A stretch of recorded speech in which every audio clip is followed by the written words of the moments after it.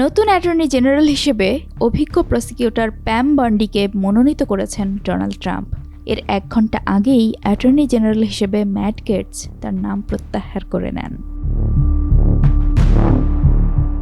বিবিসির প্রতিবেদন অনুযায়ী প্যাম বন্ডি ফ্লোরিডার সাবেক অ্যাটর্নি জেনারেল এবং আইন প্রয়োগে তার দীর্ঘদিনের অভিজ্ঞতা রয়েছে।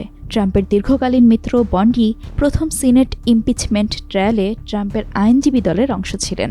নিউ ইয়র্কে ট্রাম্পের হাঁসমানি অর্থাৎ মুখ বন্ধ রাখার জন্য ঘুষ মামলায় আদালতে উপস্থিত থেকে তাকে সমর্থনও দিয়েছিলেন। সামাজিক যোগাযোগ মাধ্যমে একটি পোস্টে ট্রাম্প বলেন, প্যাম প্রায় 20 বছর ধরে প্রসিকিউটর ছিলেন। তিনি সহিংস অপরাধীদের বিরুদ্ধে কঠোর ছিলেন এবং ফ্লোরিডার মানুষদের জন্য রাস্তায় চলাচল নিরাপদ করেছেন। 2016 সালে ট্রাম্পের নির্বাচনী প্রচারণার পর থেকে বন্ডি তার ঘনিষ্ঠ হন। সম্প্রতি এক সমাবেশে ট্রাম্প তাকে বন্ধু হিসেবে উল্লেখ করেন। 2019 সালে বন্ডি ট্রাম্পের হোয়াইট হাউসে যোগ দেন। প্রথম ইমপিচমেন্টের সময় ট্রাম্পের আইনজীবী হিসেবে কাজ করেন এবং 2020 সালেও ভোট জালিয়াতির মিথ্যা অভিযোগে ট্রাম্পের পক্ষে দাঁড়ান। ট্রাম্পের অপিওয়েড এবং ড্রাগ ব্যবহার কমিশনে কাজ করেছেন বন্ডি। বর্তমানে তিনি ট্রাম্পের সাবেক কর্মীদের প্রতিষ্ঠিত রক্ষণশীল think tank America first policy ইনস্টিটিউটের আইনগত শাখার নেতৃত্ব দিচ্ছেন।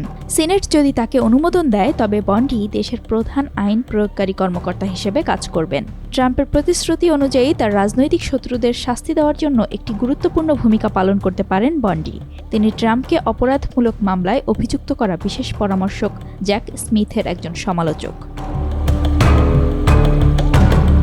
21 নভেম্বর ট্রাম্প লিখেছেন, অনেকদিন ধরে পক্ষপাত দুষ্ট বিচার বিভাগকে আমার এবং অন্যান্য রিপাবলিকানদের বিরুদ্ধে অস্ত্র হিসেবে ব্যবহার করা হয়েছে। এখন আর নয়।